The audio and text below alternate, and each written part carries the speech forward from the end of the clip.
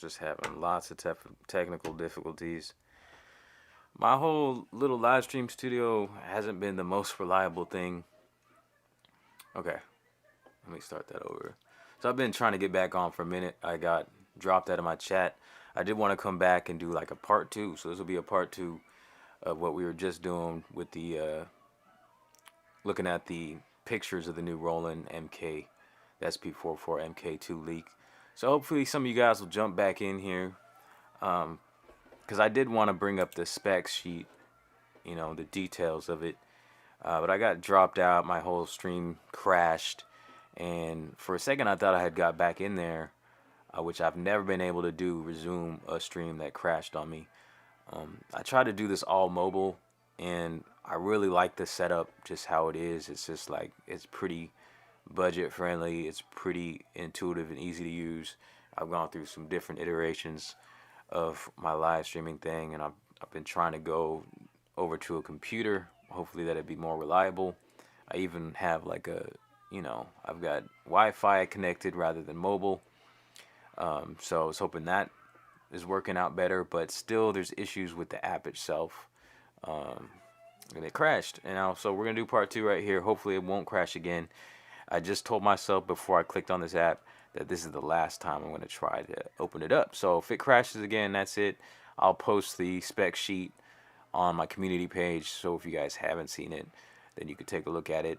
I think most of you have seen it, but if you haven't heard much about the Roland and you're just coming around now and hearing about the 404 MK2, then here's some information on my YouTube channel. Go to the community page. If I'll post it anyways after this, you guys can look at them. But I'm going to pull them up now, and that's what I was trying to do when the other stream crashed, was pull up the images, and then it crashed, so it might just happen any second. Ooh, that's not very large.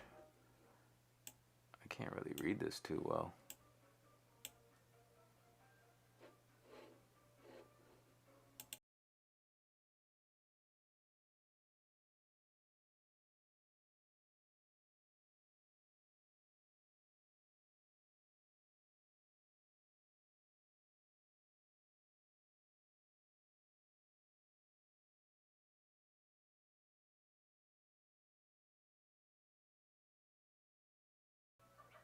Okay, well, it crashed again. It's like I can't do anything. I can't minimize anything to try to fix the picture. So I'll probably just delete this stream and drop this information on my community page, because it's just really just acting up. I don't know if anyone can hear me. I got one of you guys in here. I don't know if the one of you that are in here now can hear me. But we covered a lot. We had a nice little chat in the other stream. So, I mean, I think people have seen it by now. And if you haven't, go check out. All right, right on. You can hear me. Okay, so maybe I'll stick around just a little bit. But my problem is can you see? Well, you can't see this yet. I haven't turned on. But I have a 19-inch screen, and for some reason the app isn't taking up the whole screen. It is just doing a small portion of it. And so, can you see this? So I'm gonna try to make it out. It's really small. So details: vivid OLED display for visual waveform editing. So there it is, waveform editing, full menu access, and more. 17 velocity RGB pads with no click design for smooth playability. So the 17, that means the little the sub pad 2 that's at the right of all the other pads. Faster workflow with quick startup and load time, 16 gigabyte internal storage, low latency pads, and rapid sample editing. Compact, ultra lightweight design, 2.6 pounds or 1.2 kilograms, with versatile power options. USB-C, so you can power it with the USB-C, and then the USB-C I think we were talking about can also be audio or MIDI. So mobile battery via USB-C port. Okay, so like I guess that's referring to like a little portable battery charger pack maybe. or you can put AA batteries in it, still the standard 6 that it's always had, or the adapter. And I believe the adapter does come with it. Hopefully that's not something you have to buy separately, but maybe. I mean, sometimes companies do that thing. I mean, if you can power it with the USB-C, I'm guessing you could probably power it with a phone brick charger. I'm guessing, but don't quote me on that. Make sure before you do something like that, but usually that's how it goes. Extensive onboard effects. See, this is why the SP would still be a good addition to an MPC, and people do it anyways, right? Just the effects, the sound design capabilities that seem to be even better now with all these added things, including SP classics like Vinyl Simulator, the DJ Effects Looper.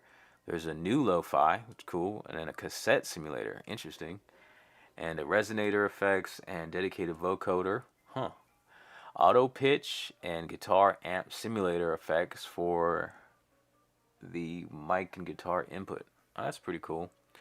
Was there a built-in mic? I didn't even pay attention whether the built-in mic's still there, because that's pretty trash, I think. The built-in mic's always been kind of trash. 32 voice polyphony. Yeah. See, that's what I was talking about. So, does anyone remember? Because I posed the question in the other stream. Does anyone remember, or does anyone know what the original OG or the 404A or the SX, what is the polyphony on that? Because this one has 32, and that sounds a lot better. So what that means is if all your samples on one bank, the 16 pads are in stereo, I'm guessing the stereo counts as 2 polyphony, right? I think that's how it kind of is with samplers. Maybe I'm wrong. Maybe that was just with the MPC. But yeah, so a stereo sample on a pad counts as 2 note polyphony or 2 voice polyphony. So you could essentially play all 16 pads simultaneously. If you can even, I couldn't even do that, really. I mean, how are you going to do that? You got 10 fingers. I mean, I guess it's possible, but anyways, you're not necessarily finger drumming. I'm just thinking in that perspective of finger drummer playing all the pads. So, but I mean, you could sequence all 16. Preloaded sound library. Or did I skip something? Blazing onboard sample editing in real time or auto chop mode. Auto BPM detect. Nice. Envelope. Nice. That's new. Pitch shift. Awesome. And resampling for layering sounds and phrases. Awesome. Classic stuff. Preloaded sound library with 144 high quality professionally recorded samples and patterns. Extensive customization options with removable metal faceplate. Yeah, that's always been a thing. I don't know if there's more to that then, but when I first read this, I was like, yo, they're listening. That was something I was talking about in one of my videos I did a while back about like sticker bombing and customization. It was like, it'd be cool if more of these sampler companies had like removable faceplates that are easier to customize. But whatever, man. It's you know, just fun stuff, not necessary, but cool. Oh, but it says extensive customization option, removable metal faceplate, downloadable outline template, multiple screensavers, and personalized startup logos.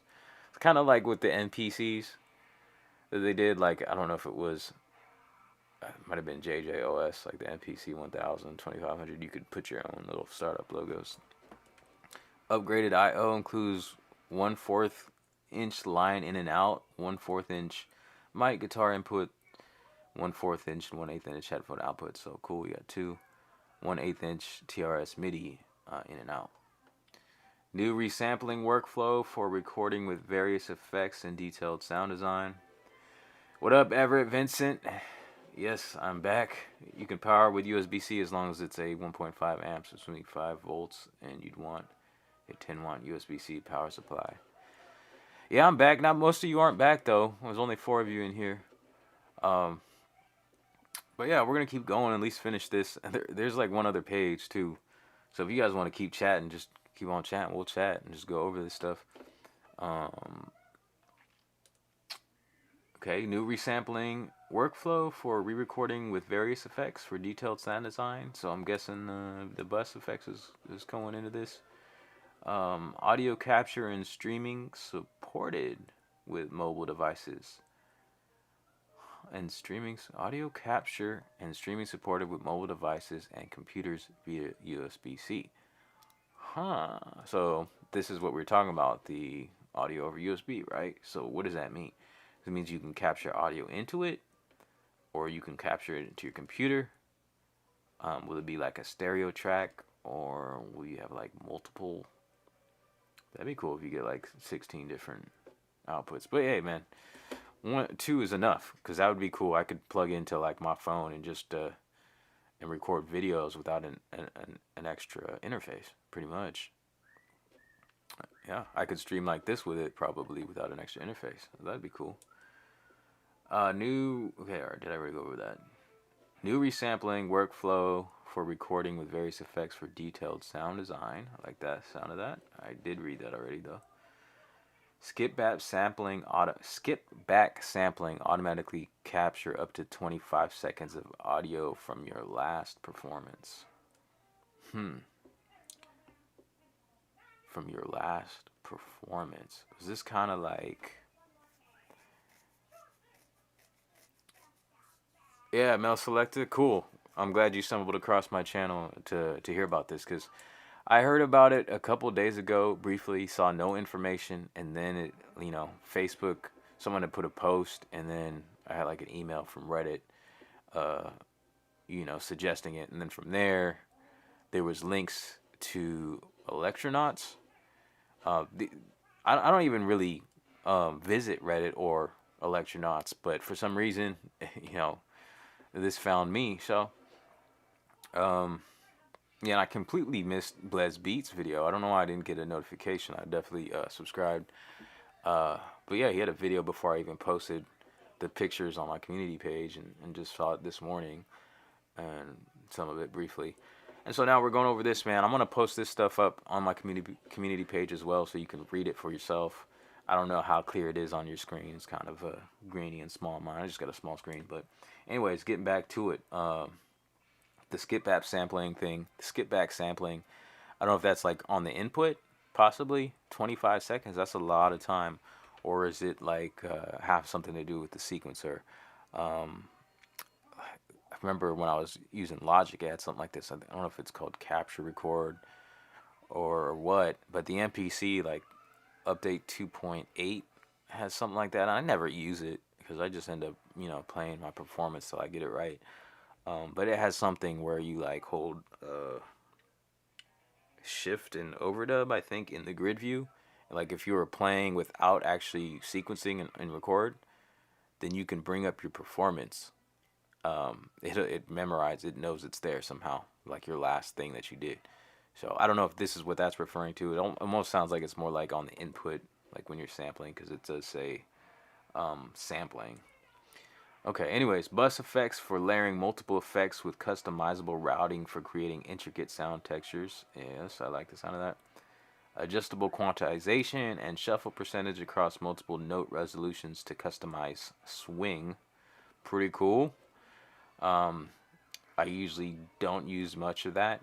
The only time I usually use quantize is if I'm doing no repeat, like on hi-hats, or that's pretty much it, really. So, but interesting. I think a lot of people like that.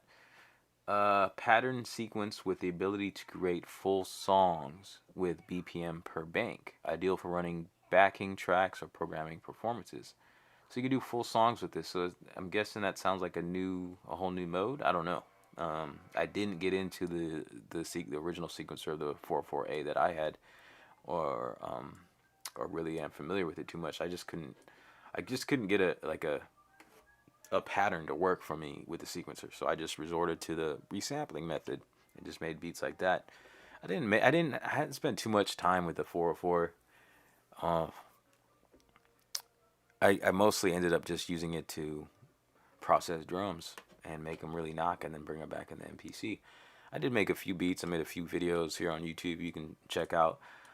But yeah, just for those reasons, the sequencer wasn't to my liking, and I think to a lot of people. So they may have something with this. So hopefully they knocked it out and really provided an improvement on the sequencer. What is this? Chain patterns for automatic playback and use pad length to trigger up to 4 samples with a single press. So that's dope. Yes, that's what I was speculating.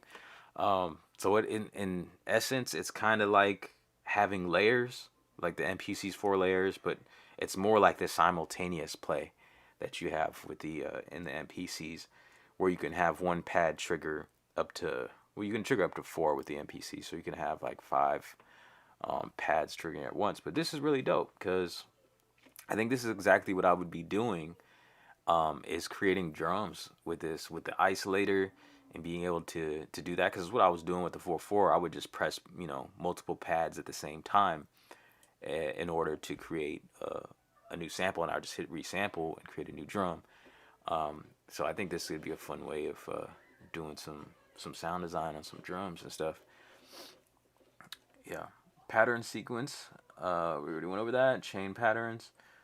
DJ mode enables new approaches to live performance by manipulating and mixing 2 separate audio files. Okay, that's interesting. So they kind of have moved from their initial intent from this box, like the 404, being as a sample player for DJs, to making this a beat making machine, because that's kind of what the culture has kind of done with this box. And then, but now they're also adding another dimension to the DJ thing, where you can like mix a couple of audio tracks. That sounds pretty cool.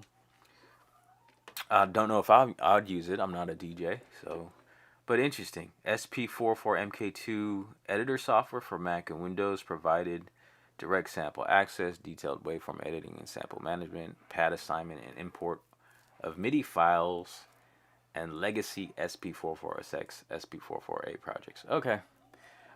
Yeah, I'd probably skip that. Not really would be using editor software on a computer. That's not my thing. Standalone. All right, that's what I do here. There is a little other message here. A supported iOS mobile device with a lightning connector can be connected to the SP404 MK2 via USB-C using the appropriate Apple adapter cable.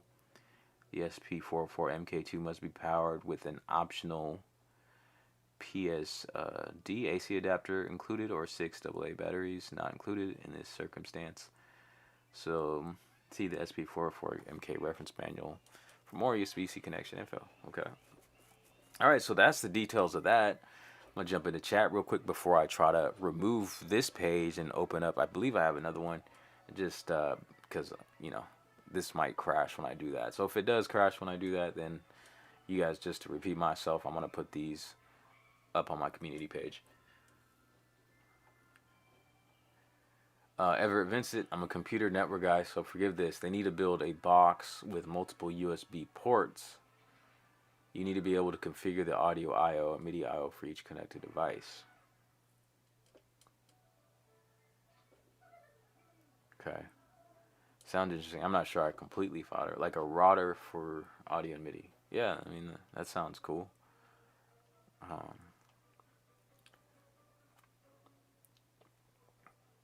That would be dope for add Roland Zen Beats capability. I'm not even familiar with the Zen Beats and what that kind of capability is. They should make an iPad OS app that does the editor software thing. Well, it looks like it does connect to iOS. For what exactly? Not sure. Maybe, possibly they'll have that, so that'd be good.